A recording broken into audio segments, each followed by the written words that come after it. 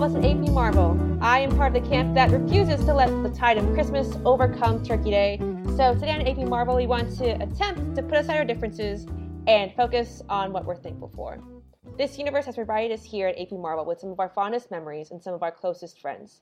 For a few of us, it's even offered us careers. It has provided us with some much-needed light and enjoyment in times of sorrow. And today we want to take some time to cherish that. Also, it's our 25th episode, so yay, go us! We are a quarter to 100, I guess. Yeah. And on top of going around this proverbial online table, talking about what we're thankful for in the MCU, and finally bringing back old memories of great times in the universe, we can't forget to pay tribute to the man who brought this universe to life. Stan Lee passed away at 95 on November 12th, and we hope this episode can cherish the incredible legacy that he's created by giving thanks for everything that he's done and really showing the impact he's had on our lives. As always, it's me, Izzy, and Chris. Hey.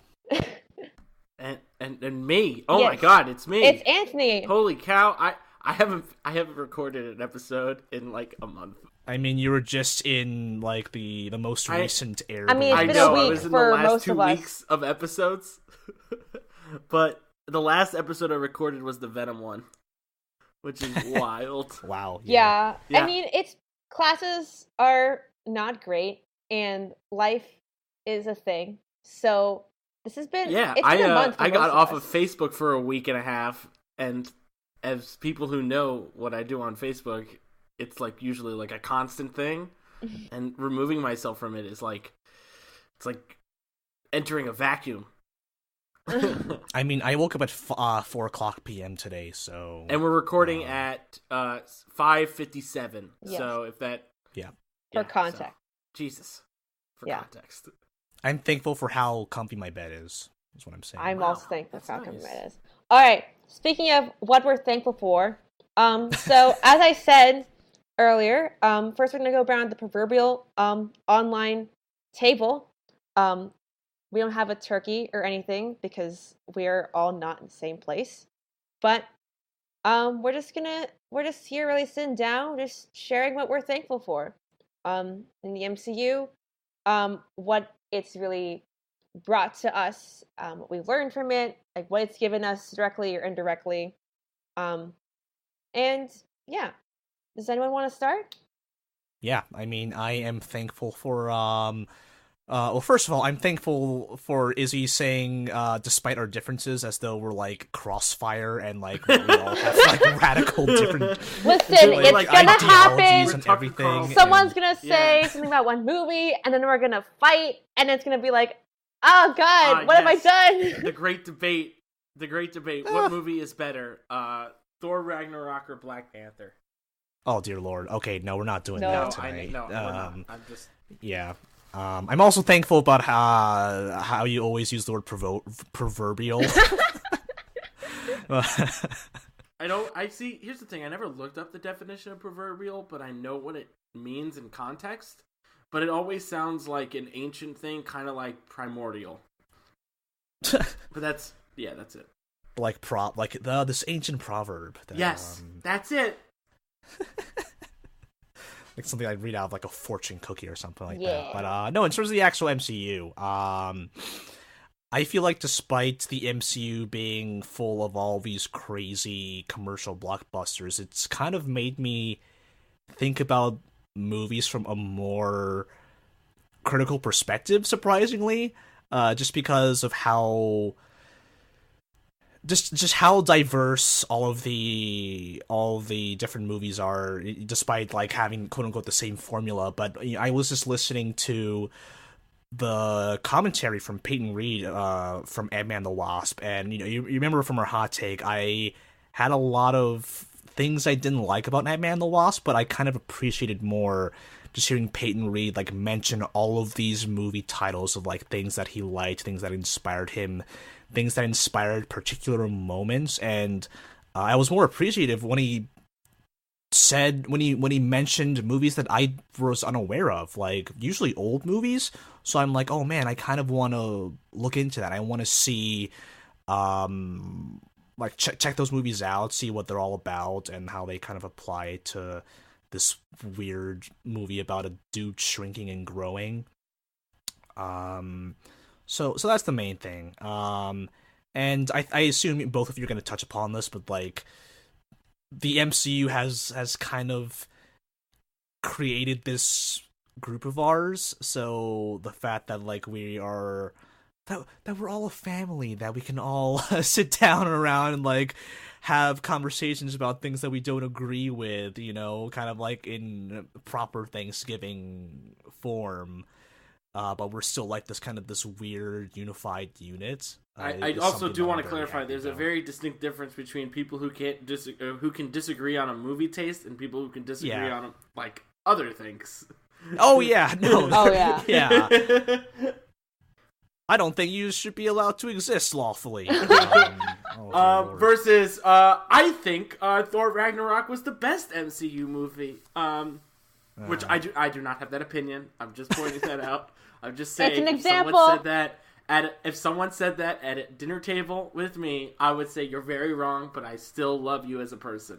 So if Aaron, this is not a burn, but it will be a segue at some point. So if you were sitting at a dinner table with Aaron and she said that, you would say she was wrong. Yes, because I can go through I can systemically break down why that movie is bad and why there are other things in the MCU that are better than that movie. Oof. I mean, I will agree. I mean, but I'm thankful for so this is my segue. I'm thankful for the bad movies because then it doesn't make it look like the MCU is this perfect, giant, amazing, wonderful thing, because it needs to have bad things so that you can learn from the mistakes. And if it was this giant, amazing, wonderful, perfect,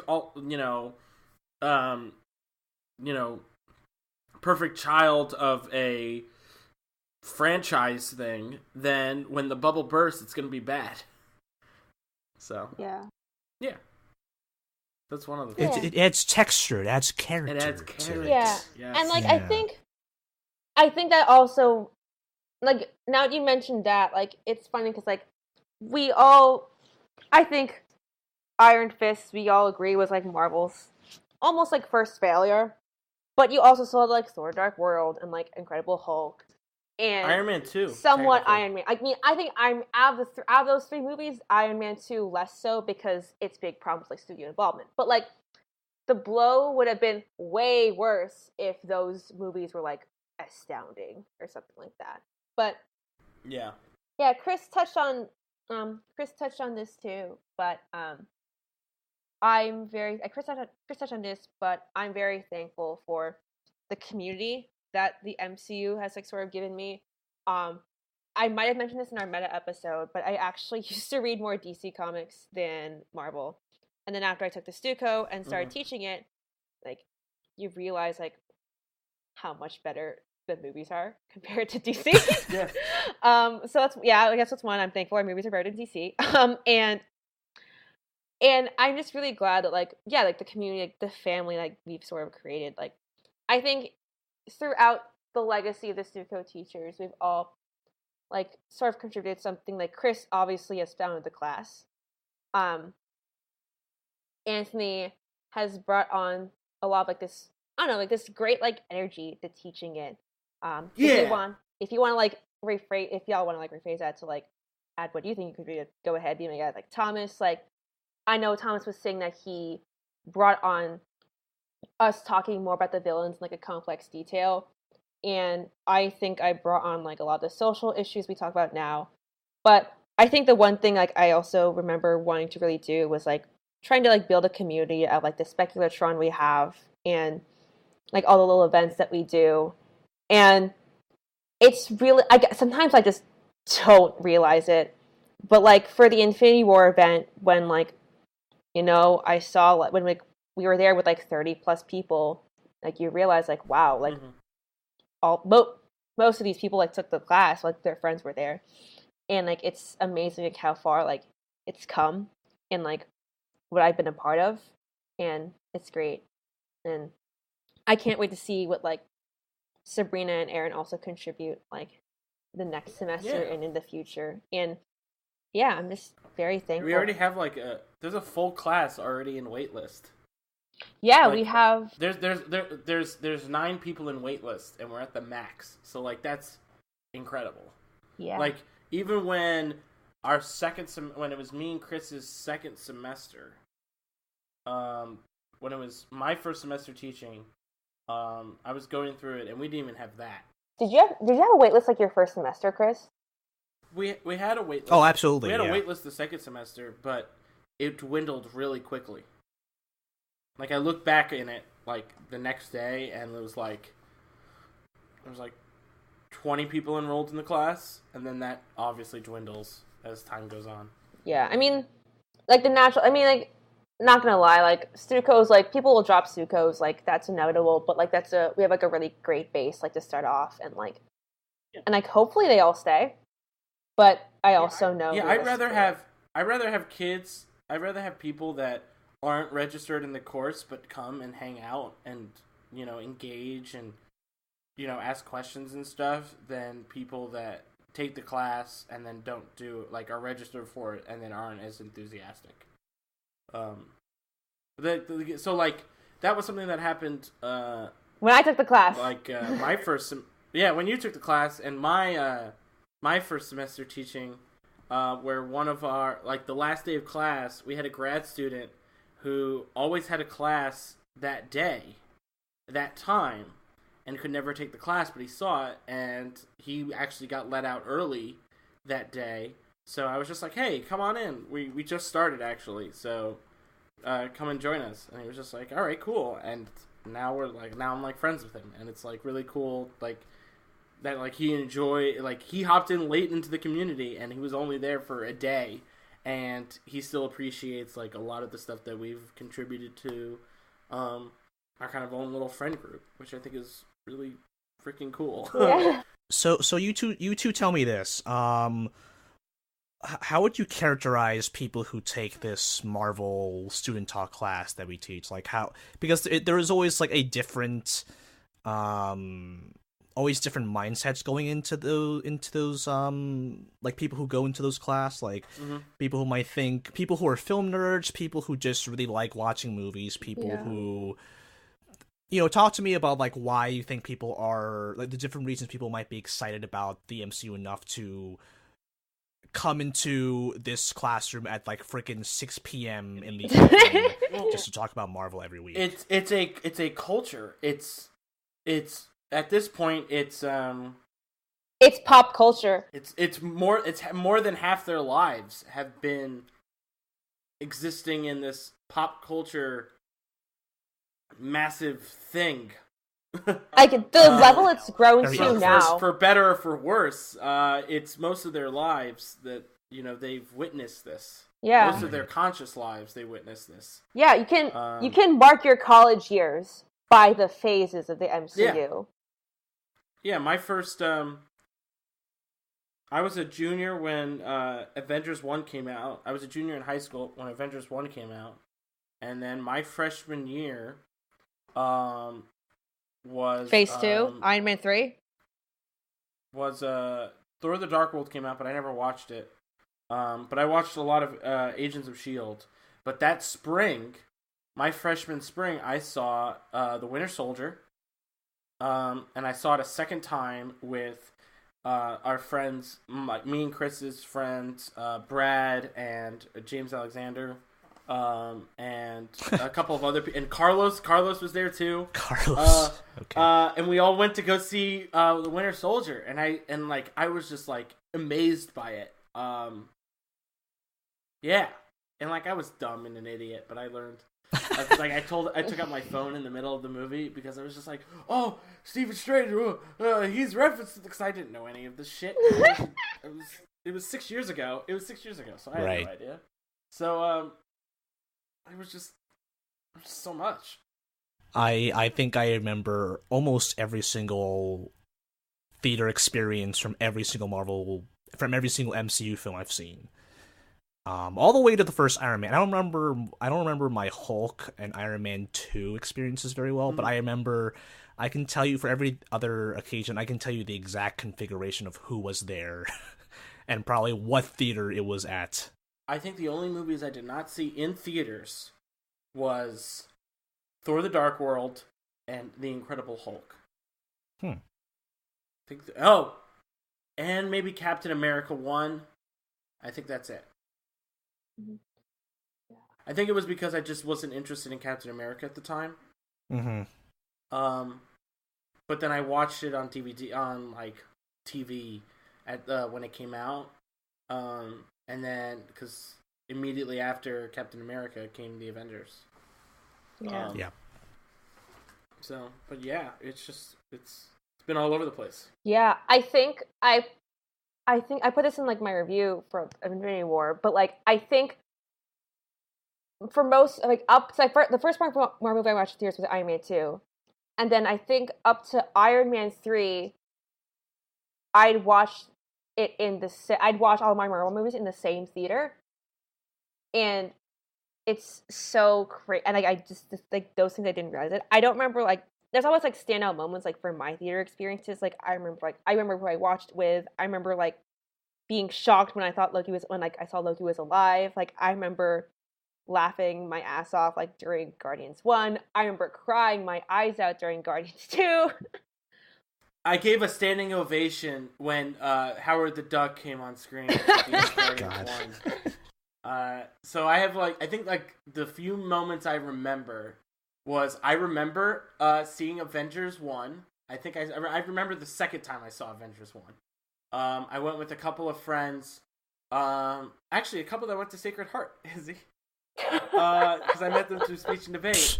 So I was hanging out with them, and we all went to the New Rochelle movie theater. I think it was the AMC, and yeah, and I was just like, oh my god. Yeah. I was just like, that's Thanos. Yeah.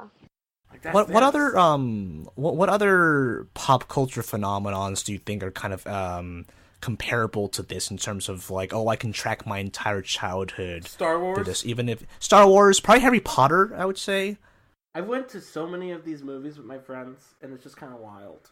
Like, which one, Marvel or Harry Potter? Marvel stuff. Okay. And it's so cool. Just like, oh, there's a new movie coming out. Let's go see it. Like before, I was like stalking each movie when each movie came out. I was in like when I learned about Spider-Man being in Civil War. We talked about this before on the podcast. Yeah, we've told the story on the podcast. We were both working on a show together, and I was running around the theater. I wasn't even working on the show. Yeah, you were standing on the chairs. I was just hanging out. I was just like standing on the chairs, yelling at everyone, like, "Oh my god!" When the announcement came out, the 24, when all the movies were being announced, mm-hmm. I since there was no like live stream of it happening, which definitely probably will be happening like in the future. Like if they were to do another event, it should. I think they'll have a live stream. No, they definitely will. But like it was 2014 when they did it, so 2014 is 4 years ago. Like basically 4 years ago they announced it. Good math. And yeah, quick math. And it's just kind of interesting that like that's like it was so abrupt, and they got that many people in there, and they didn't have a live stream, so it's like probably it's like has to do with the times and stuff. Because I don't remember that many live streams from even back then. But yeah, I was watching because there was a live blog, maybe? Live blog, yeah. There was a live blog, yeah. Yeah, and that's how everyone was getting their information. Serpent Society, what? What are you talking about? Yeah, remember, this was 2014, so I wasn't as involved as I am now. So I saw Captain America Serpent Society, and I'm like, I don't give a shit. I saw Winter Soldier, and I thought that was great, but like I don't really care for Serpent Society that much. But like I heard Black Panther, Doctor Strange, Captain Marvel, all that was like amazing, and then Civil War, and we were just like because I read the comic at the time, and like yeah, it's just everything is cool. Everything was awesome. It was so wild. Yeah, 2019, Kevin Feige's gonna have a Twitch channel, and yeah, exactly. What was it? And then it just and then when they released the video, like someone released a video of it, and Marvel just never took it down because like, why would they? it was like 30 minutes of just like all these cool announcements and stuff. And I watched it like recently, and it just like was like, oh, this is so cool. Like I'm a part of this giant planned community, and it's so cool. I don't know, just the thing that can like they just show a logo and people go nuts. Yeah, because that's all they did. Yeah. That's all they did. They all just they did was showed show logos. I can't wait for that Inhumans movie, yo. Yeah, I can't wait for that. In 2018. Yeah. Just you wait. Just you wait for that Inhumans movie. Just you wait. To come out, and there's 2 more months left. It's gotta happen anytime. Yeah, no. What was it? There's I can't wait for the next thing that they do with it. I wonder how the reception will be then, but yeah. I think they're gonna hype it up a lot more because like people will know what to expect now because I think that 2014 we don't know such a surprise. we don't know what else is happening after Spider-Man 2 and Guardians 3. We know Doctor Strange 2 is going to happen. We have no idea if Doctor Strange 2 is going to be called Doctor Strange 2 or it's going to be called Doctor Strange subtitle. We know Black Panther 2 is going to be made. It's going to be called Black Panther subtitle. Eternals. Yeah. But like we have no dates. We have just nothing. There's no roadmap. There's no roadmap, and I'm excited to see what the roadmap leads us. There's no freaking diagram with like the dates and the logos with the timeline. And I think that's kind of like everyone keeps talking about like, oh, there's just like formulaic and stuff. It's like, well, right now we have no idea where they're going after next year. Which is like, what's happening? Yeah, it does seem like a formula. Like it might just seem like a graphic with movie logos on it, but then when you actually watch the movies in sequential order, you kind of see like what they have in mind, like why each movie follows the next one, like why Civil War is such an important starting point for Black Panther, for Homecoming, for Ant-Man and the Wasp. It's really interesting game that they're playing, and like this, and it's more of a puzzle that they're fitting together rather than just like a studio putting out like reserving movie dates. It's a lot more than that, which I think is really interesting. So they really do have to do something crazy for post Phase 3, whatever they're gonna call it, because they have to assure people that yes, there is life for this after the crazy stuff that happens in Avengers 4 or whatever that might be called. I think Avengers 4 is probably going to have like the craziest ending. Not like it's not going to be an ending that's like it's not going to end on a cliffhanger. It would never end on a cliffhanger. It's probably, of course not. No. It's going to be an ending that like if that was the last Avengers movie ever, it would make sense. Like everything would be okay. Does that make sense? Yeah. Totally. Like it will be kind of like how Avengers 2 ended, where all the heroes kind of gathered together, and it's like it's going to be the new Avengers, something like that, and it's going to be Avengers, and then instead of cutting off Avengers Assemble, it will say Avengers Assemble. So it's going to be something like that. It's going to be kind of cool. You see it develop. You saw the legacy begin. There was an article that came out, I think, last year. A Polygon article that came out last year about the legacy of like what MCU brings to like is now bringing to superhero movies and to characters, of what it means to have a legacy and what it means to carry on that legacy, and what does it mean how like with Spider-Man Homecoming, and thematically, what does it mean to have a legacy moving like in real life? Like, okay, all these people before us, all these other great people had created these wonderful systems, or made horrific systems in the past. What do we do to carry on a good legacy, or to change that legacy for the better?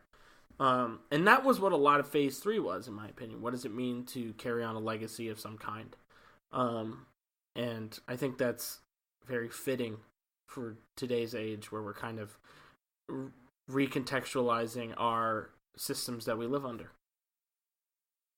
What does it mean to have a legacy? What does it mean to like this is something that like I'm thinking about as a 23-year-old adult, is like, oh, will I have kids? will I want to bring up kids in a few? What will my kids' legacy like?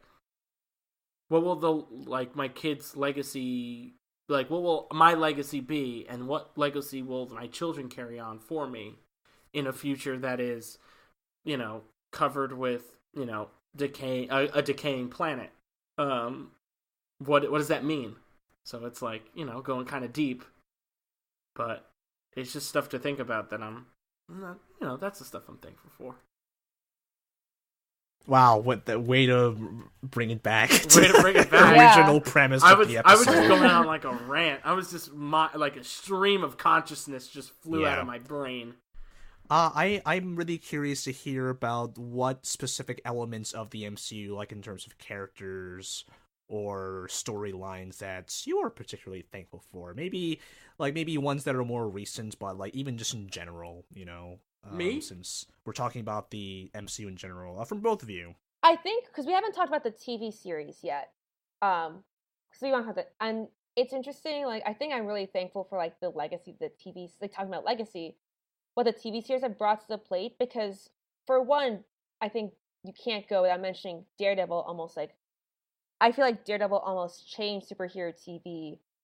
Like, yes, Arrow came before it, and it sort of gave this concept of, like, superhero universes and all that. But, like, I think Daredevil did it really well, and a lot better than the DC TV verse is doing. But I think the level of... Have you seen the trailer for Legends of Tomorrow? That wacky trailer with the unicorn killing someone? They have it together.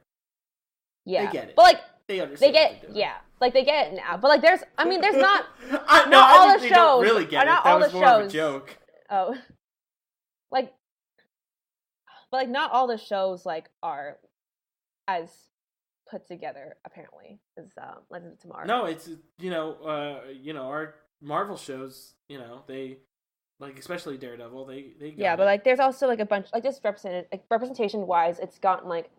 Like, I think before, representation-wise, Marvel used to be, like, pretty shit. But I'm glad that they also get to learn from their mistakes. Like, talking about, like, what Anthony was saying before, like, how they have, like, these duds, like, Thor, Dark World, and, like, Incredible Hulk, and Iron Man 2. Like, they learn from their duds. Like, after Doctor Strange, I think Scott Derrickson and Feige said, like, this is a lesson. Like, we're going to learn from it.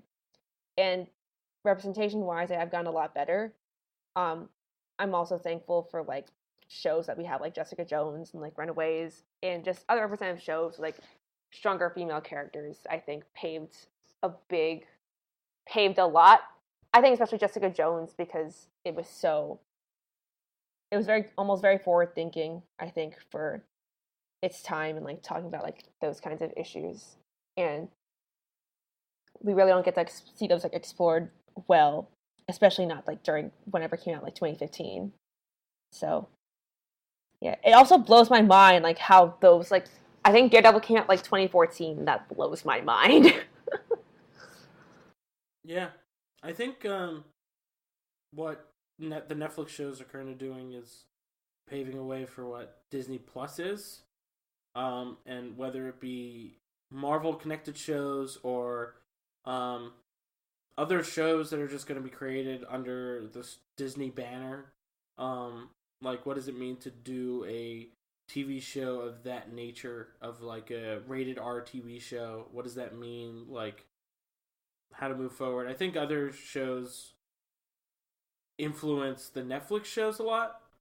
But I think they're just seeing how Disney Plus does its mini-series will be interesting. Because it's something that I've never heard of before. So that would be cool. But going back to Chris's initial question.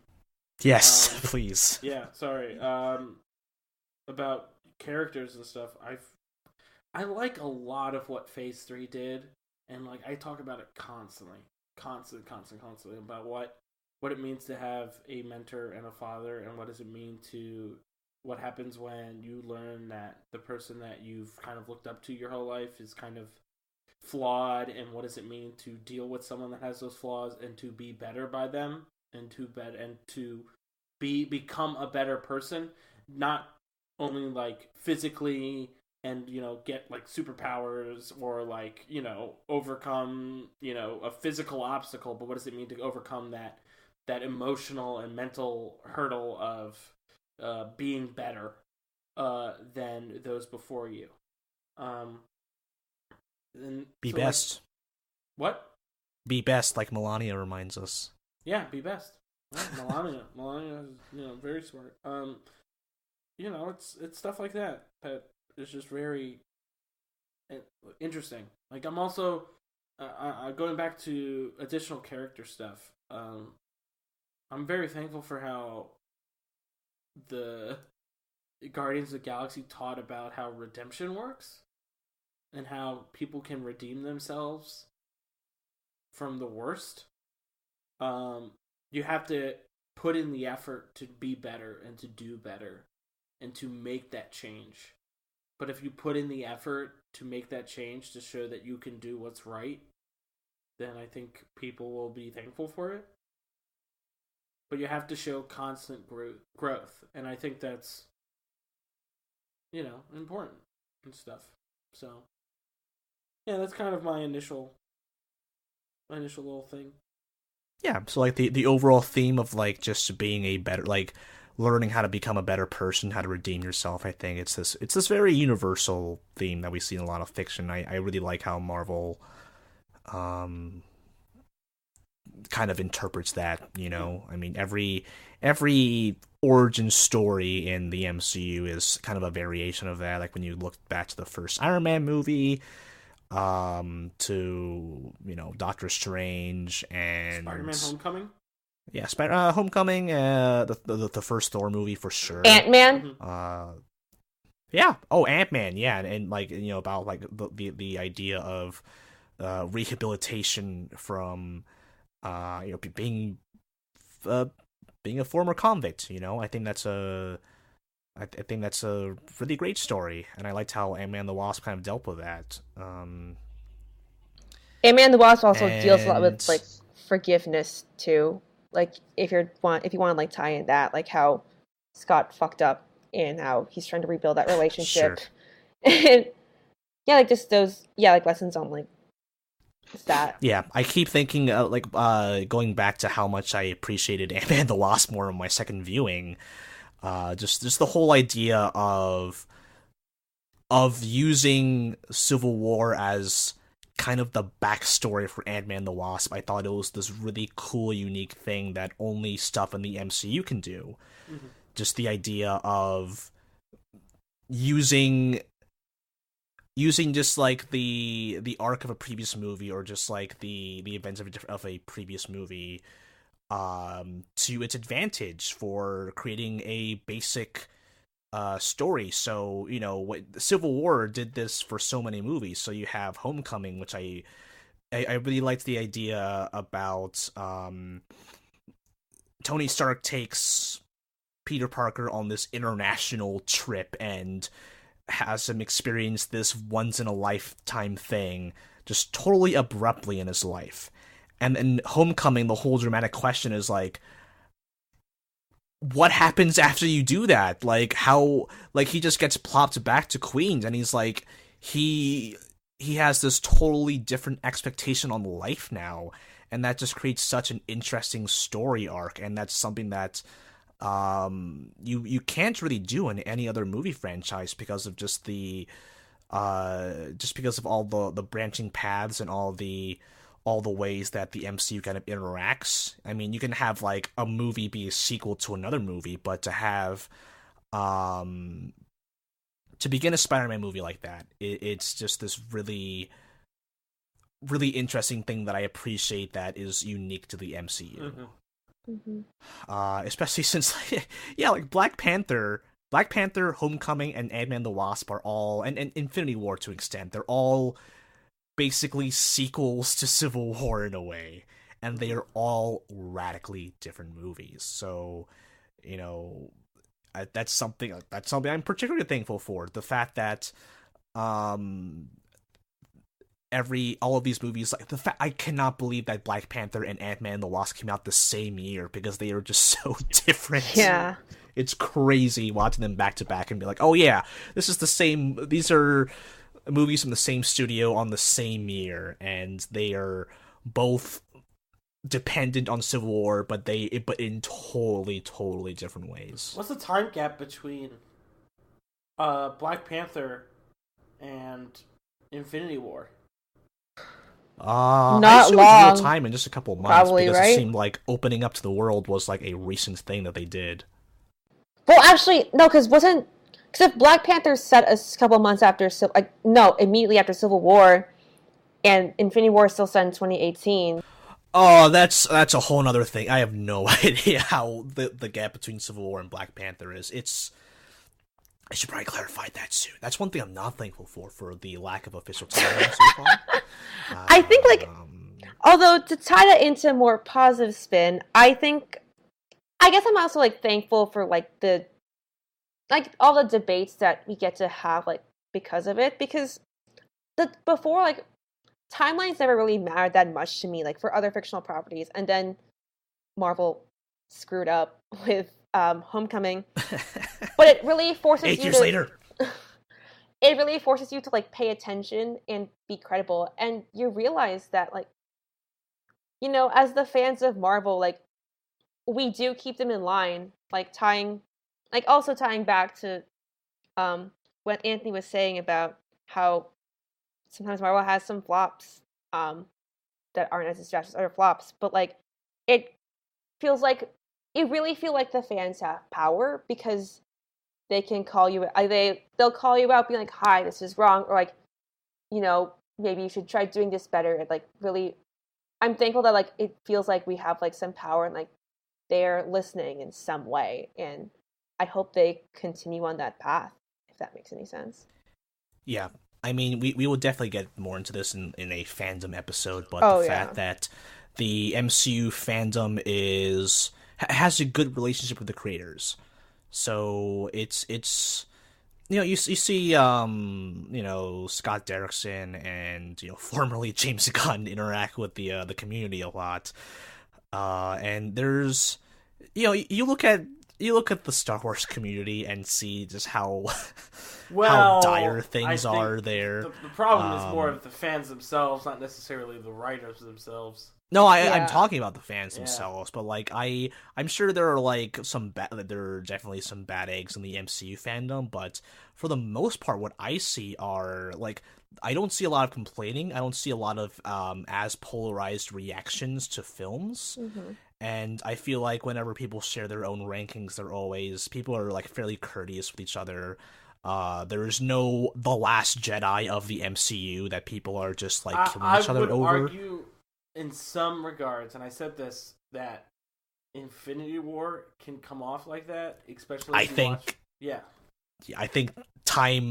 as time passed, I don't think that eventually it didn't become a tribal thing. It's not as bad as people hating The Last Jedi, nearly. Which is it still baffles me, because after I came out of The Last Jedi, I was just like, oh, this is my favorite Star Wars movie, and it still is my top 3. You know what? I'm thankful we can agree on that, Anthony. Yeah. Well, here's the thing. I mean, just look at the Thanos did nothing wrong subreddit, and that's just more of a meme.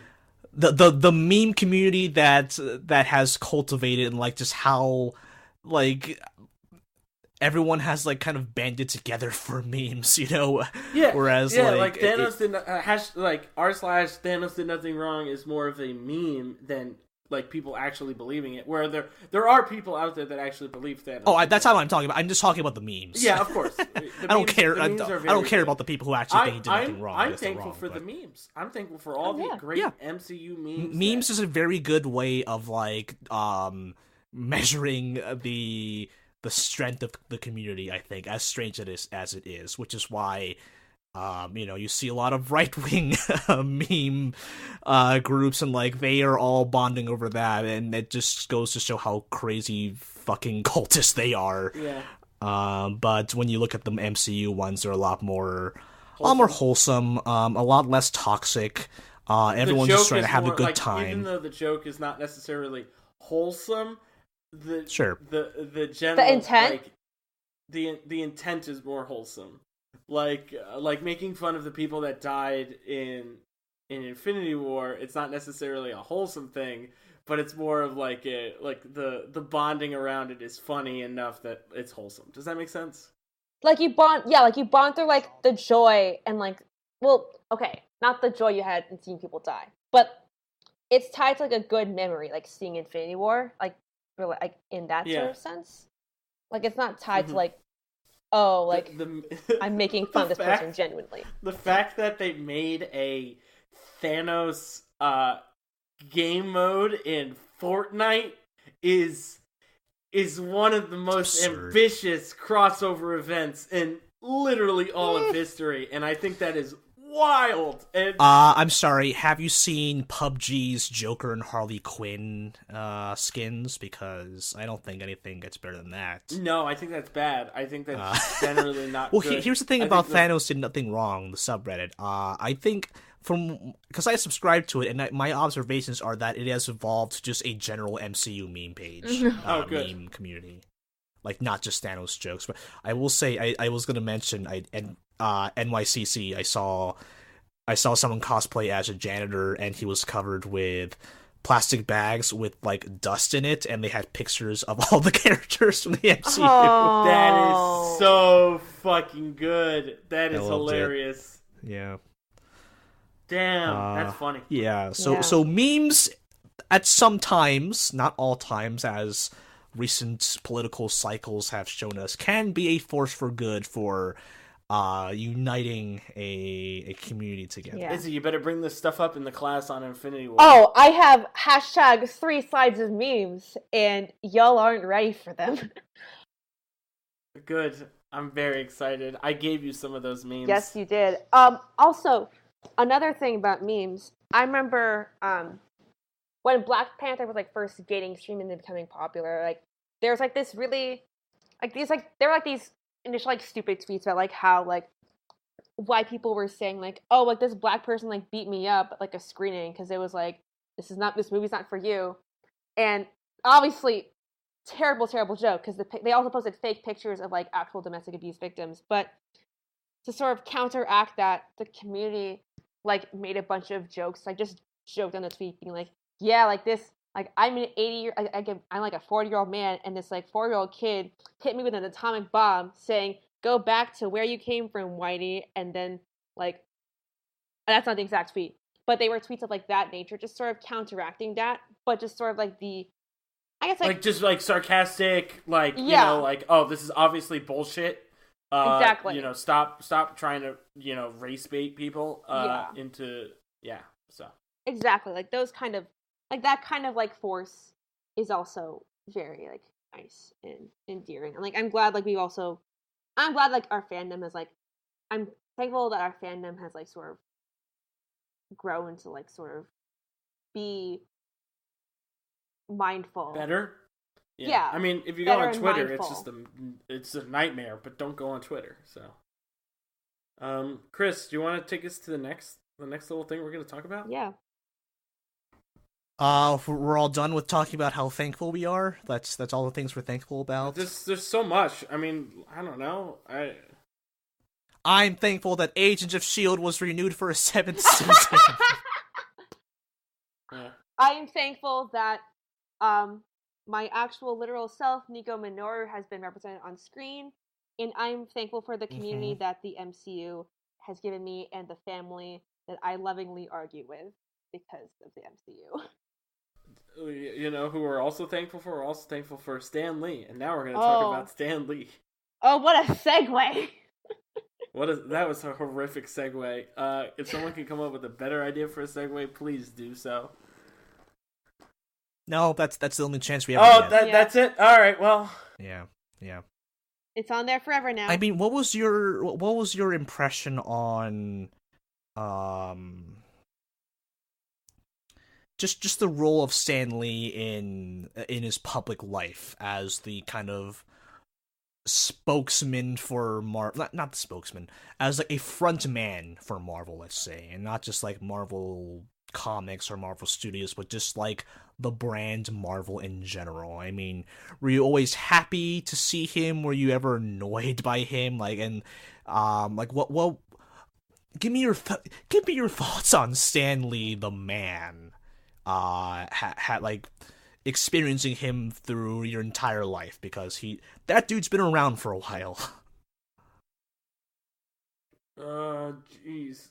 He was in Mallrats. Made a profound impact on that amazing Kevin Smith film. Yeah, it made a profound impact on Kevin Smith's career. I think. Do you mind if I chime in? With my first thoughts on Stan Lee, like, so I think, I don't know, I feel like I somehow knew about Stan Lee before I knew about Marvel, which is saying something.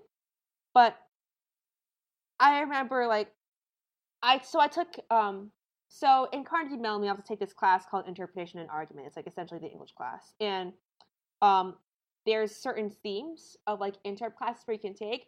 Mine was Marvel themed, and one of the things we did was the teacher showed us it's a compilation of every MCU cameo that Stan Lee's ever been in, and you sort of see like him, like his roles evolve, like before he was like sort of like a, you know, a famed celebrity, and like he was a watcher, he was this old like DJ at like a strip club, and she used it, so like my teacher used it to sort of chart like the characters Stan Lee's portrayed over the years, how they've like gone like sort of like, well, like in the case of like Deadpool and like Stan Lee as a DJ in a strip club, like a little bit skeevy and like sort of portraying like this same kind of images of like older men like Stan Lee. I think that was more of a joke, like, haha, look at Stan Lee in a strip club. Exactly, like it was still instead of like what and Stan Lee is just a guy. Exactly. He kind of had like a womanizer, like an old man womanizer, Hugh Hefner vibe. He that was one of the cameos. Mistaken as Hugh Hefner in Iron Man 1. Yeah, like it was but like despite all that, like you realize like, oh yeah, like this is, you definitely don't realize it, but it's still like sort of lighthearted and like fun in the end. Like it's always something people are looking for.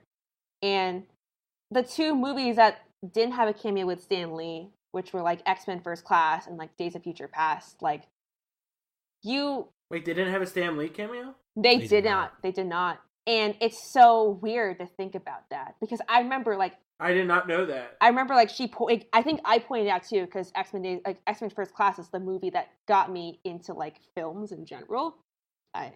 I'll explain that why in another episode, I guess. But like, it's so, when a movie didn't have Stan Lee in it, it's like, it's so like you don't like, it's like when you think about it, it's like, oh yeah, like this happened. That's a big no-no.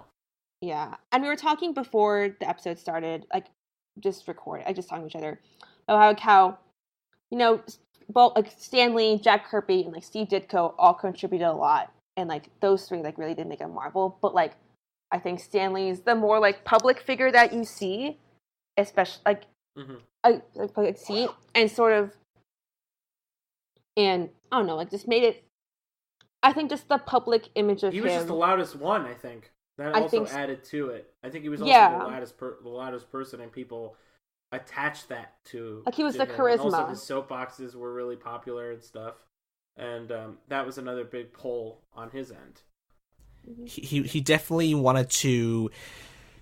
He definitely championed the people behind Marvel, and he wanted to, the same way I was mentioning, like a lot of the MCU directors wanted to build a relationship with the fans.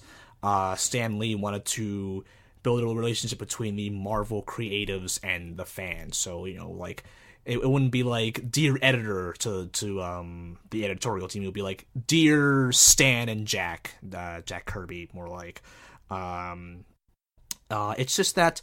When we talk about the whole controversy of like, does Stan Lee get too much of the credit compared to Kirby and Ditko?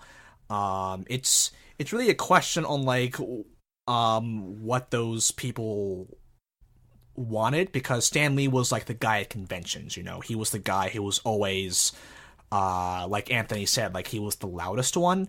So it's really hard to tell if it was like Stan is like taking credit from everyone else, or if it's like Jack Kirby and Steve Ditko. Maybe they just weren't as public because right before this I was watching parts of this BBC documentary of Jonathan Ross, this British television personality who was a big comic book fan. Yeah, he did Jonathan a documentary Ross he's on Big Fat Quiz of Everything. That's sure, yeah, and he tries to find Steve Ditko because he's like, Steve Ditko is like kind of like this recluse almost.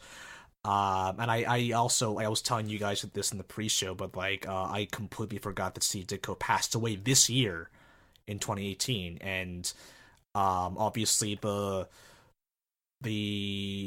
fervor and the outpour of tributes and grief was not as large for him as it has for Stan Lee. But it's hard to tell because I have a hard time talking about this because I don't want it to sound like I'm pissing on someone's grave, because I really do admire Stan Lee the personality, Stan Lee the creative writer and artist, and it's the thing about his MCU cameos was that I never walked into a movie consciously thinking that he would be in a movie. Yeah. Even though subconsciously I knew he would be in it, but it was always a surprise when he would show up, and it always came at the right time usually, like with like Civil War was like such this dramatic movie, and they waited until the very, very end for his FedEx cameo. I would argue that it was too early for Infinity War, but that's like a very nitpicky detail, and it's still fun. Oh sure, I mean it's hard to fit that in because it's such a dark movie throughout, and I think like the one scene of like Spider-Man in the school bus was had enough levity to kind of add that in. Like that's the only time I could have think to put that in, because like it wouldn't he's on Titan or something like that, like as a like that wouldn't make any sense. But anyway, I do want to say that I admire Stan Lee. I was always happy to see him in movies. I always got like a chuckle. I never rolled my eyes at a Stan Lee cameo because they were always done pretty tastefully. They were always like, Stan Lee is not an actor. Yeah. It's like, oh man, I am so fired. Like that's not the best line reading, but like it gets a laugh because it's an amusing moment. Because it's Stan Lee. Yeah, it's exactly. Stan Lee. Everyone loves Stan Lee, even though they're not exactly sure why. Does that make... I mean, I don't know if that makes any sense the way I just said that, but it's like, everyone knows that he is very important to Marvel. He's always credited as, like, the creator of everything. But to us, he's just like, oh, it's that old guy who, like, I know in the back of my head is super important, just showing up in every movie, you know? Yeah. So I think it's worth, like, with him passing away, kind of dissecting his actual role in the creation of these characters. I was reading the Slate article that it's probably more appropriate to call him co-creator. Because I think when it comes specifically, mostly to comic book characters, credit has always been a tough and weird controversial thing. Like they just retroactively gave credit to Bill Finger for co-creating Batman like 2 years ago, even though he was created decades and decades and decades ago. That is crazy to me that it took that long to give credit to one person for creating Batman. So now it's Bob Kane with Bill Finger instead of just Bob Kane. And they both went through their entire lives with just 1 out of 2 people being credited, and I think that's nuts. Likewise, like Michael Caine. Michael Caine. No, wrong Caine. No. Master Bruce. Is that the Sean Connery impression? No, I was trying to do Michael Caine as that was like kind of Scottish. My bad. Well, That was like Daryl Hammond as Sean Connery in Celebrity Jeopardy on SNL. Chocolate Trebek. I am Michael Caine. Yeah. How much do you guys know about Jack Kirby and Steve Ditko? Jack Kirby was an amazing artist. Oh, absolutely, yeah. That's and he died too soon due to cancer. Yeah, I know like there's a Hall of Fame for Jack Kirby, which I think Stan Lee is in for obvious reasons. And I know Steve Ditko did a lot of stuff for Doctor Strange. And like I completely forgot he helped with Spider-Man before we were talking about it before this episode. But I think it's so easy to get caught up in like Stan Lee as like the main force that like he did have like a team behind. He did have like a team with him, but I think back to like how everyone like Anthony was talking about, like he was the loudest person. Like everyone, like if you look at like Kirby, Ditko, and Stan Lee, like everyone had like their own like role and like voice. Like Jack Kirby, amazing artist. Like Steve Ditko, like did contribute to like Spider-Man and Doctor Strange and a bunch of other characters. And Stan Lee, I guess, was also like he was definitely the most like public person. And like even though the three of them all contributed the characters in their own way, it's very it is hard to like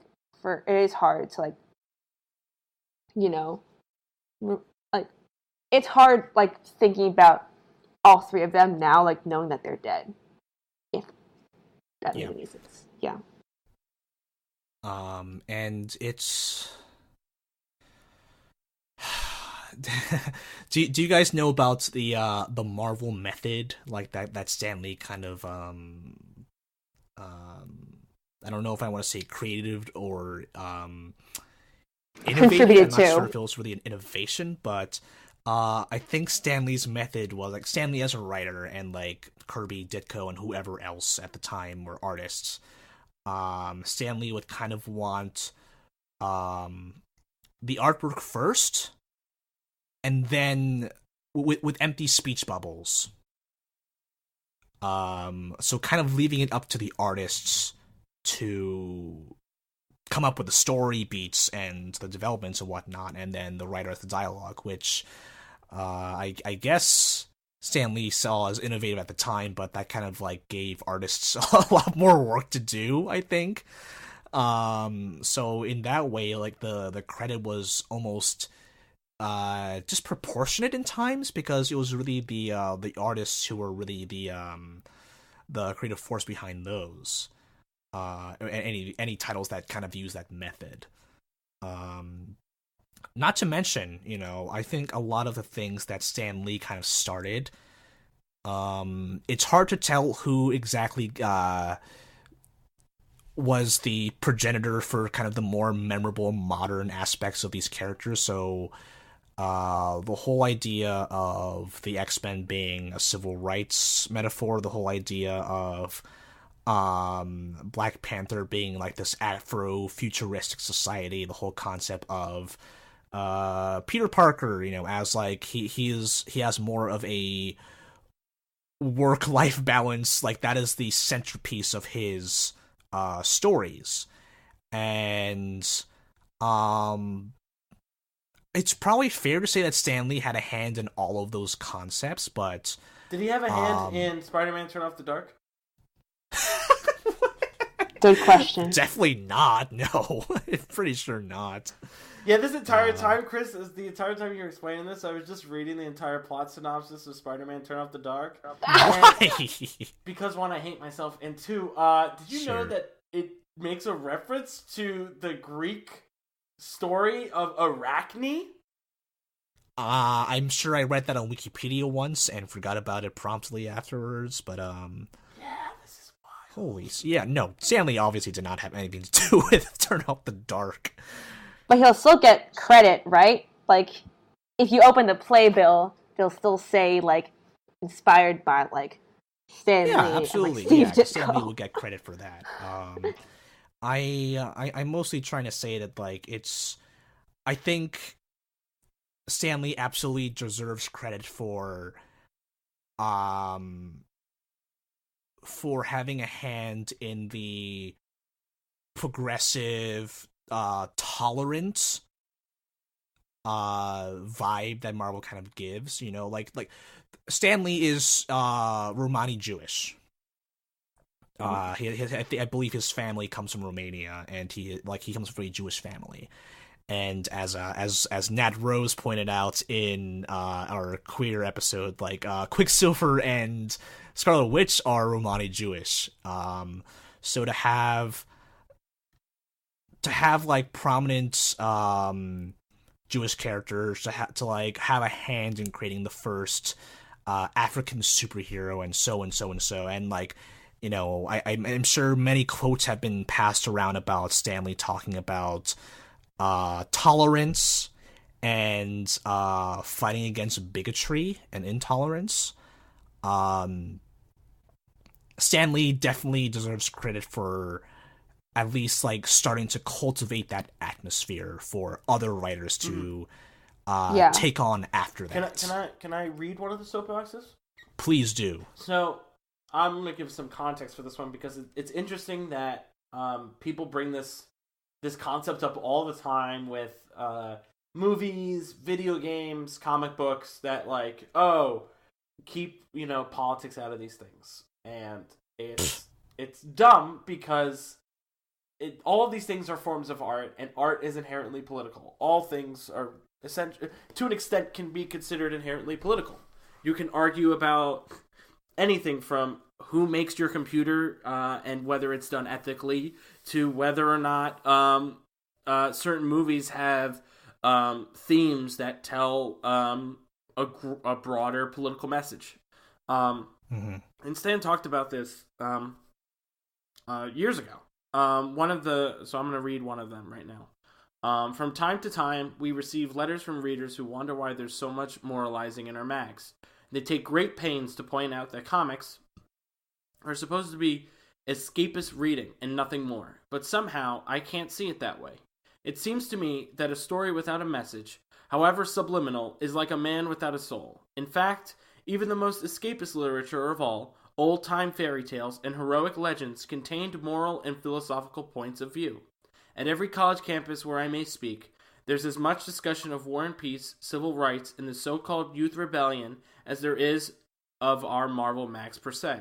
None of us live in a vacuum. None of us is untouched by the everyday events about us. Events which shape our stories just as they shape our lives. Sure, our tales can be called escapist, but just because something's for fun doesn't mean we have to blanket our brains while we read it. Excelsior, Stan Lee.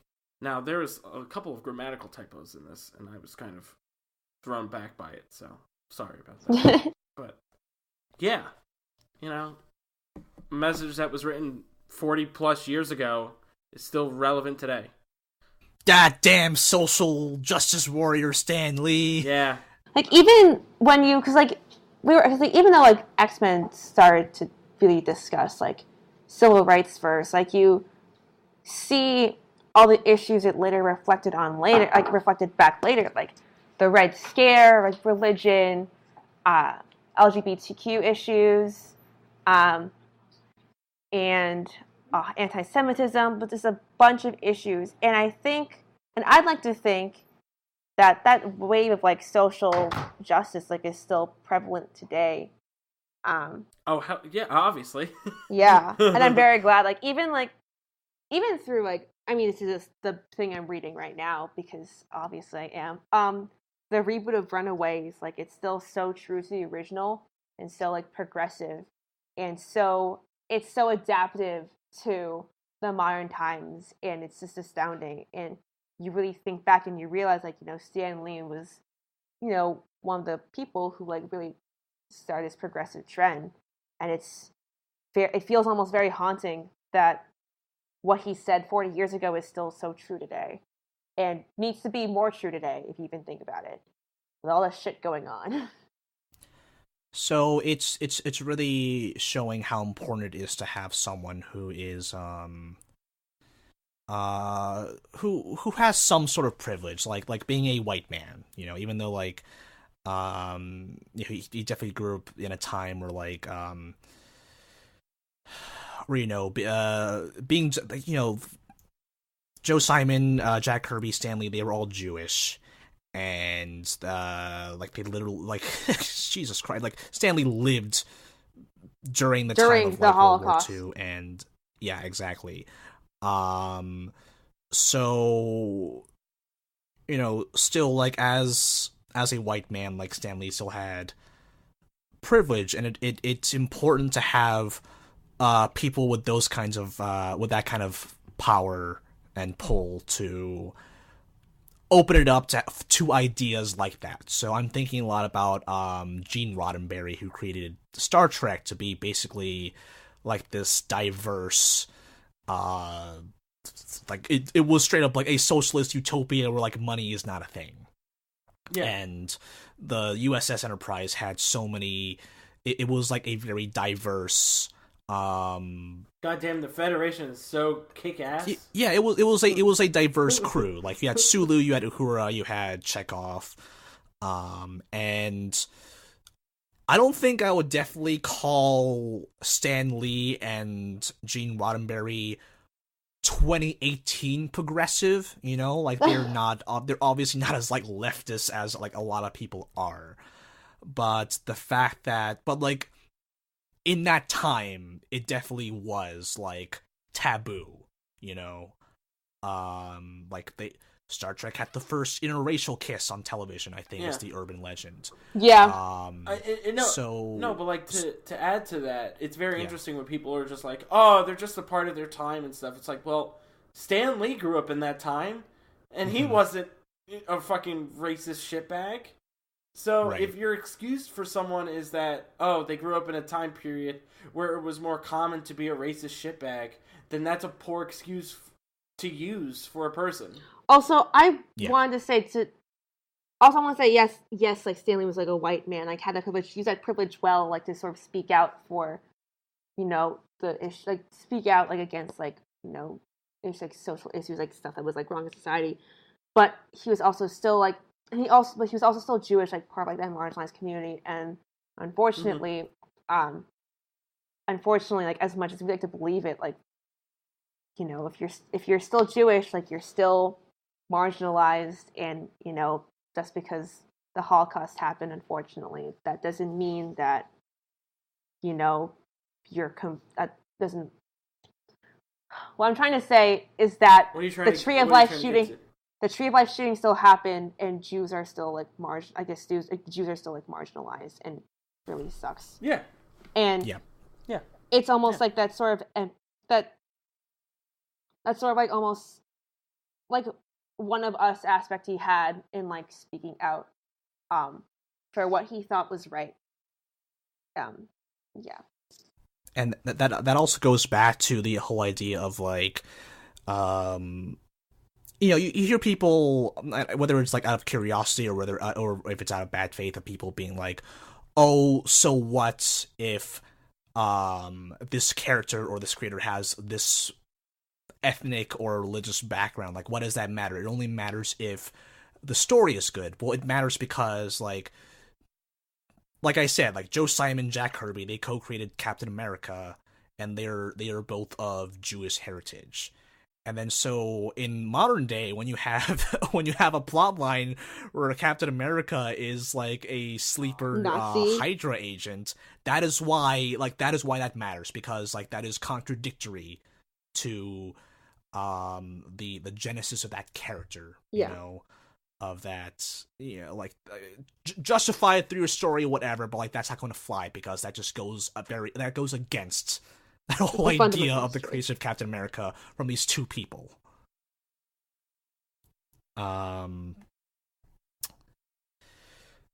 Yeah, but I feel like if you were to listen to old quotes, or maybe even like current, like if you listen to like Stan Lee on the Black Panther press tour, if you were to listen to Gene Roddenberry and Stan Lee talk about sensitive issues like race and sexuality and whatnot, it probably would make you cringe just a little bit. I feel like Stan Lee would be more. Obviously, Gene Roddenberry is no longer alive. He has not been alive for a long time. But like, if you watch some old Gene Roddenberry clips talking about, you know, how much he appreciates Asians and quote unquote blacks and whatnot, like that it's not very politically correct for this day and age. But contextualized, like, maybe in, like, the 1960s or 1970s, like, those dudes were woke as fuck, I guess you can say. To use colloquial terms. Sure. And it's really important acknowledging the people who picked up where they left off. So yeah, we've been talking about, like, Jack Kirby and Steve Ditko and Joe Simon, and the people who were Stan Lee's peers probably deserve more credit than they do. Not saying that Stan Lee doesn't deserve credit. I'm just saying that like Stan Lee was the megaphone. Yeah, exactly. Yeah, so people, like, again, like what the whole issue that Slate brings up, like using the term creator instead of co-creator, but acknowledging the people who came afterwards. You know, like there are a number of comic writers and artists that I'm blanking on some names, even though they're, like, I can, like, think of, like, a few, like Christopher Priest and Jonathan Hickman and, like, Brian Michael Bendis and, like, all these other names that came after who really took these characters, made it their own into our modern ideas of who these characters are. That Stan Lee, you know, while he might have conceptualized a character, wasn't really responsible for. But it still goes back to, like, what these later artists have done would not be possible without what started, you know, with Stan Lee and Jack Kirby and Steve Ditko and all those other people.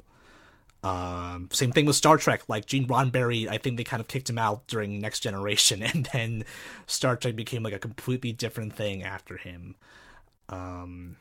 Maybe a little against his vision, but it still kind of continued this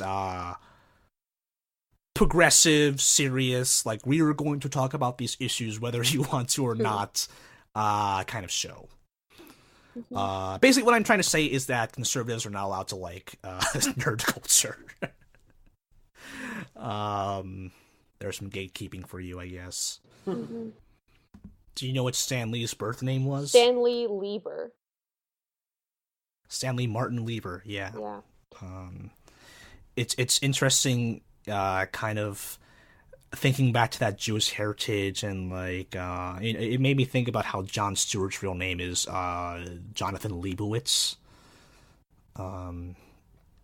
Almost like they're like sadly like kind of hiding their Jewish heritage and kind of cultivating a more Hollywood name, I guess you can call it. Yeah, but even, like, you have to also think about it, like, it makes sense. But it also makes sense because of the stereotyping that goes around Jews and, like, you know, the idea that, like, oh, all the Jews are in power. They're the ones that, you know, like, the Jewish people control everything. So changing your name makes it look like you're not. But that's not necessarily saying, like, changing your name is necessarily a good thing, but it's understanding of the context of why someone would do it. Yeah. Sure. And, you know, to his credit, it's a good pen name. Like, Stan Lee is just, like, a very short, easy name to remember, I guess. Yeah. Tom Haverford.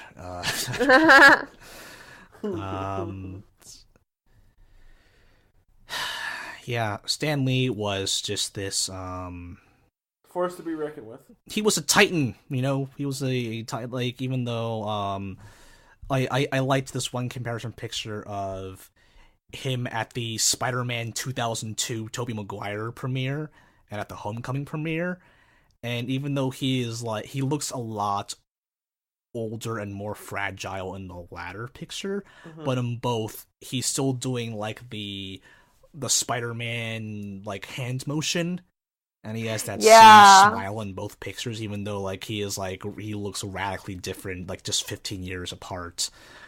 So he still had that same energy, that same spirit the entire time. Yeah, are we gonna talk about like the shit that went around Stanley? The elder abuse scandals? I mean, there's a lot of shit. I mean, during the whole like the initial Weinstein effect stuff, like I want to say there was a TMZ or like some tabloid put out There was, quote yeah. unquote expose that he was like harassing like nurses or something like that. That actually was turned out to be fake. Is that true? From my understanding, that was turned out to be fake as like a ploy for like other shit that was going on with him. Interesting. And then yeah, he was getting harassed. Yeah. Yeah, I was wondering if one of you guys, if you knew more about the elder abuse that he suffered through in his last year. Yeah. Like, that's nuts to me. Honestly, like if I feel like I know like a grasp of what happened, and just to recap, like I think like he was like like being harassed by like his owners, and like they were trying to take away like his property from him, but like on the theme of like being thankful, like I mean I know it's important to talk about like the other abuse scandals like he went on, but I also like when I think about like the abuse he went through, like it also still makes me sad, and I want to be like thankful for like this man who's helped to create this legacy, you know? So I don't know. Like I just want to really acknowledge like it happens and it sucks, and elder abuse is a thing. And I think he also cited like his daughter being like, yeah, she's spending all our money, and we don't want her to control that. Like that also kind of sucks. But like I don't know. I just wanted to like acknowledge it happened and it sucks. It was the last year of his life. You're right, Chris, which is crazy. But like I also want to. We also want to point out like in that same vein, like his agent was being really shitty too, and was controlling and stuff, and and that's important to understand as well. Yeah, it just sucks that like it just sucks that like it happened to him, and that's all I really had to say. Wasn't something similar happening with Harper Lee, with the writer of To Kill a Mockingbird, I think, and people were kind of suspicious that she suddenly, like shortly before her death, like abruptly published this To Kill a Mockingbird sequel book. Yeah. So, man, elder abuse is a real thing, everyone. Kind of a bummer to think about, but that's reality, I guess. I was talking to I won't say who it was, obviously, but a friend who was not that unhappy because of some comments that Stan Lee said about the possibility of back in the Amazing Spider-Man 2 days with Andrew Garfield, some comments that Stan Lee made about Andrew Garfield suggesting that Spider-Man could be bisexual at some point. And it's kind of going back to that, maybe like these figures like Stan Lee and Roddenberry were like progressive and for their time, but things that they would say then and even now like would not be considered to be politically correct today. Yeah, I also don't think one offhanded comment from a guy who's 85 years old is all that important, and also that damning for a person that's lived a pretty collectively long and long life that's filled with the ups and downs. I mean, you know what I mean? Like I've done shitty things, but like I learned from them and I progressed. But like I mean, he's like old and he was like 90 something at the time, but he's also 90 years old. I mean, it's really like Soupy give people a pass because of their age, they might not have the capacity to learn the same way that like younger people like us could have. And also he also has no power at that time anyway. If they wanted to make him bisexual, they could have made him bisexual. Yeah, like that's not Stan Lee's say, and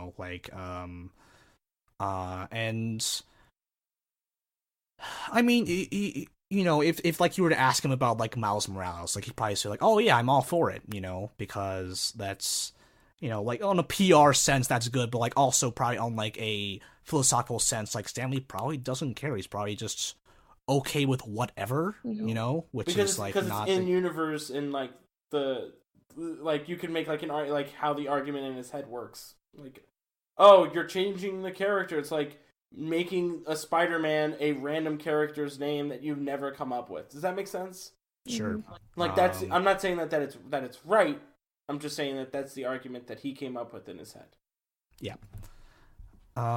So I I keep kind of going back and forth on like is it just acceptable to be progressive to a point where like you're generally okay with everyone, even though you might say a few specific things that kind of might poke at your brain or that don't really sit right with you. But again, like at the time he was 92 years old, so I don't really know. Like I don't expect him to be a like the wokest man at age 92. So yeah. It's worth talking about that, like in terms of his legacy, though, because, you know, like he's still an influential figure. Like anything that Stan Lee says about anything Marvel related, even though he has no power, will attract attention. Mm-hmm. But yeah, Stan Lee has been credited as an executive producer on basically everything at this point. Yeah, it'll be weird. He had nothing to do with the Guardians of the Galaxy creation, and like he cameoed for those. He wasn't even sure he was going to be in the first movie. And then I think he was quoted saying like, I'm not even sure who the members of the Guardians of the Galaxy are. And then later on, he was quoted before the movie came out. I was like, "Oh yeah, I did a cameo for them. I don't know what I was doing, but all I remember was that there was a beautiful woman there." My Stan Lee impression, by the way. That's a very Stan Lee thing to say. That's a very old person thing to say. Do you remember his Age of S.H.I.E.L.D. cameo, where like he was on the train and he overheard like Simmons and Coulson were in character, and Simmons was like having this dramatic monologue, like describing her character's backstory of like how bad a husband Coulson's character has been, and Stan Lee is like in a robe and like has like two young ladies like arm in arm, and he starts like admonishing Coulson and like praising Simmons, and it's like the strangest thing ever. And then you look back at like the Iron Man 1 cameo where like Tony Stark called him Hef. Yep.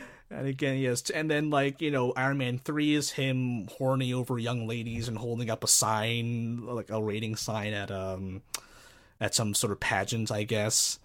And then of course the strip club cameo, chastity. So I don't know. I guess that's why it wasn't totally surprised by that one tabloid report, but I guess I'm glad to know that apparently it wasn't true. Yeah. That's from the last I've heard. I could be wrong though. I'm just pointing it out there. Yeah, and it's kind of like a, you know, it's kind of a boys will be boys. Like we shouldn't give people a pass because they're super young. I'm not sure if we should give people a pass because they're super old, but you know, I guess there's no real evidence of Stan Lee doing anything wrong. Again, I'm not trying to stomp on his grave or anything like that. I just think it's important to talk about all aspects of the man. Yeah, yep. Like it's still an issue. Like when you think about James Gunn, like you have to ask that too, because like, you know, he's done, like he is a very outspoken critic, and then he said these things back when he was younger, and so it's the same old debate. I don't know, I feel like those things are. Well, yeah, I think we've discussed that. Yeah, already. but like it's still. Yeah, obviously those are two very different situations, but like you still have to group those in like the same. You still group those in like the same debate, and yeah. Do you want to Stan Lee? Yeah. Do you want to say anything else about Stan Lee, or do you want to wrap up? Because I don't know if we covered everything. I guess I can sum up. I can sum up by saying that, and someone else can chime in afterwards, but like, Stan Lee was very important for the genesis of several Marvel characters. He was definitely essential, but he was by no means the only person responsible for these. His heritage as a Romani Jewish person is very important to a lot of these characters and the creation of a lot of these characters. And even though certain things Stan Lee like might have said like will not fly by today's standards of like political correctness, like he is still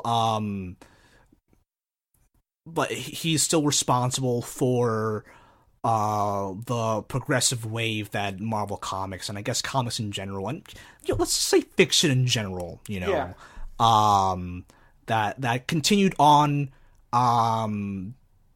Like, obviously, he was not a part of the tail end of a lot of that, but it's important to acknowledge Stan Lee's role in at least beginning that wave. Whoever's doing the in memoriam for the end of the year needs to have a picture of Stan Lee with Ditko. Yeah, like they just do. Sure, and Jack Kirby as well, and I think that's my final kind of say on this whole discussion.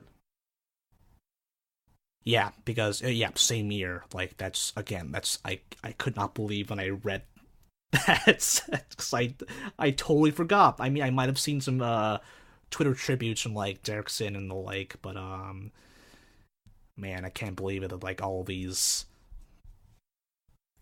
titans are no longer with us. That's kind of crazy. Mm-hmm. Chris, where can people find you on social media? Also, tell us what's coming up soon. Yeah, you can find me at Compendorizer on the Twitter sphere. I'm trying to put together a Daredevil Season 3 hot take episode. I realize it's been a while since the season went up on Netflix, but I think a lot of us have had to digest it because there's been so much going on in the world. Plus, I think I wanted to wait until I got this article that was long in the works about a lot of the politics of Daredevil Season 3, especially in the wake of a lot of real-life tragedies that have happened that are kind of weirdly, like, referenced and imitated in Daredevil Season 3. I think you'll know what I'm talking about once you think about it. So yeah, I might get Thomas and Sabrina, and if either Izzy or Anthony, if one of you guys ever want to be on that, I have to pass the class. I can't. Yeah, no, Izzy's gonna be pretty busy. I'll try to watch it as best I can. But... Yeah, Anthony, I don't want to force you to binge it just to be on this episode, so that's really up to you. My life has been kind of a mess lately, so I'm just kind of trying to deal with my own seasonal issues and, just kind of get through a lot of the stuff, so... Well, Anthony, where can we find you on Twitter if we want to follow your crazy life? What? Yeah, they can find me at the Pizza Taco on Twitter. Sorry if I came off as weird in this episode. I've just been kind of all over the place today.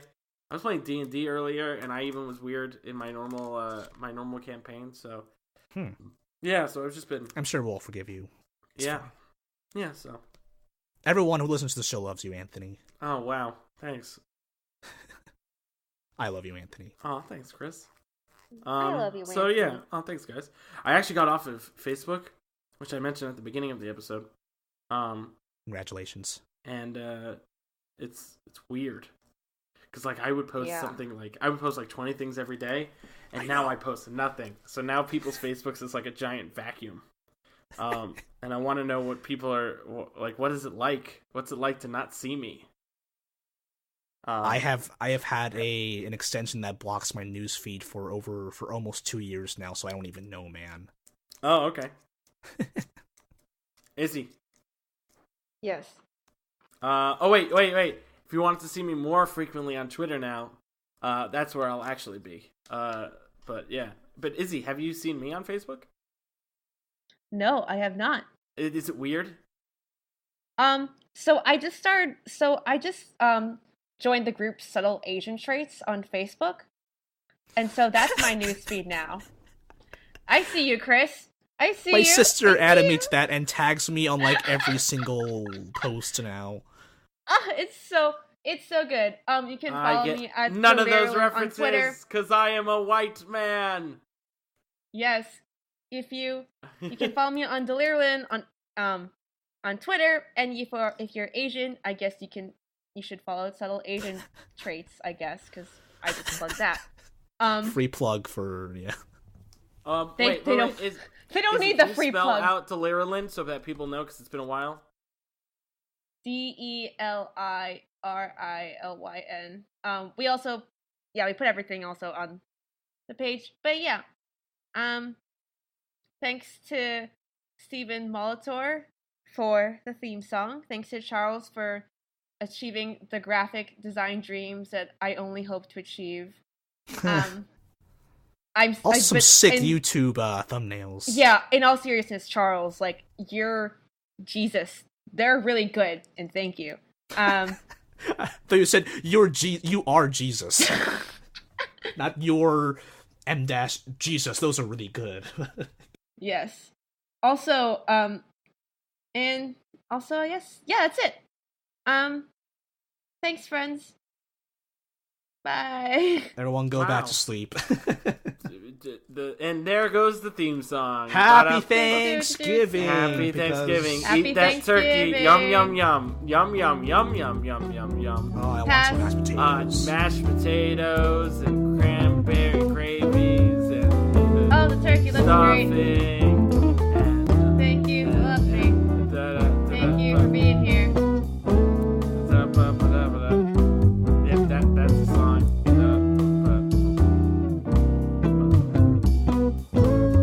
Beep boop bobby. Bobby beep bobby. Alright, I'm stopping it now. Harry Potter, but Harry Potter is, in my actual opinion, and I can get probably a lot of hate from this. I actually think that Harry Potter's bad. Okay, here's what. Okay. I actually think Harry Potter is. Okay. Oh, Izzy's Here's gonna what go off now. Here's what the And differences come out. hold on, let me. I'm not done. I'm not done describing how bad Harry Potter is. Harry Potter is the bougie understanding of what witchcraft is, and I hate it. Prep schools. It's a majority prep white school. people. It's like what like. It's a Margaret Thatcher era prep school. Exactly, story. it's a Margaret Thatcher era of prep school in England. Yeah. All right. So this is why the differences come out to play. So I remember when Nagini was first revealed for Grindelwald. I was like ranting to Chris about it, and he was showing me this, Which is a bad movie. I'm not gonna. It is a horrific movie, and no one should see it. It's such a jarbled mess of bullshit. You watched it? I have watched bootleg pieces of it because I do not want to watch the full movie. Goddamn criminal! I've read spoiler reviews of it. Are you? I'm Oh, gonna you use this episode as evidence. Well, Yeah, I'm good. I'm just coughing. okay. Wait. So as the Harry Potter fan, I was want to also, one, rebut you, and two, bring up an interesting point. So for the rebuttal, I will do Chris's point first, because it's interesting you say how, like, the only thing that's sort of comparable to this, like, the pop culture phenomenon, like, almost comparable to, like, Marvel now with, like, Harry Potter, because what is interesting is that I think the Deathly Hallows Part 2, when things should have ended, that came out in, like, 2011, I think. Someone can fact check me. Yep. And then Avengers came, and then, like, Marvel was just starts, and then Marvel was, like, just starting, like, that was, like, Iron Man was, like, 2008, and Marvel was just starting, and then you had the Avengers, like, the year after. So I think it's really interesting how, like, if you were a fan of both, you just, like, Marvel just, like, picked you up from, like, where you left off, because, like, oh, like, your childhood just ended, now here's Marvel. They can keep on going, motherfuckers. Yeah, like, it's interesting how that sort of, like, aligns, and how, like, almost like not replaced, obviously, but, like, almost like they just followed after one another. And it's, like, interesting that you bring it up, because that is very true. Like, I grew up with Harry Potter, so this is the rebuttal. I grew up with Harry Potter. Like, my cousins loved the books. I saw the last movie, like, in theaters Never in read Manila. the books. I actually, I could not get through the book.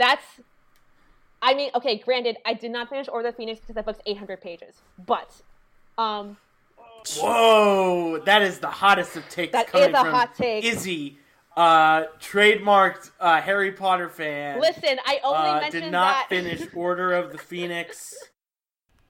I literally just did I don't know. Anyway, but like, what I think it is like a period piece. I will say that, but like Chris was like telling me about it. A period piece? It was based in the 90s. There was nothing 90-esque about Harry Potter. There's an art, I think. Maybe social norms and other subtle things about British politics. The lack of phones and that, like, Margaret Thatcher-esque stuff coming down from that. So maybe. Like, what was the podcast, Chris, that you linked me to that just sort of explained that when referring to like why Dumbledore like wasn't James? Yeah, the Waypoint Radio about J.K. Rowling, retroactively making Dumbledore gay, making a bunch of other creative decisions. There's a Wait, YouTube I'm not video done. I watched that talks about. Oh, sorry. Oh, Jesus. I know it's supposed to be a happy episode. Yeah. This is supposed to be a happy episode of what we're thankful for the MCU, and the MCU is able to take the fans from the bad Harry Potter franchise and bring them into an understanding of how reasonally good movies should be. Well, like, the thing is, this is also my childhood, so that's why I'm rebutting Izzy you. Upset. Some of them are pretty good. Sorcerer's Stone was fun. Izzy, we could talk about Harry Potter another time. Yes, let's get back to Marvel. Yeah, let's focus on the good shit. And I mean that like in the sense of like let's focus on like the stuff that we enjoy. What was I gonna say? It's gonna be fun to edit. Also, Chris, like, you can trim out that Harry Potter like debate / rant / like fight to make it appealing. I entirely intend to. Yes. Thank you. No offense to either of us. I completely understand. No, full offense to both of us. Thanks.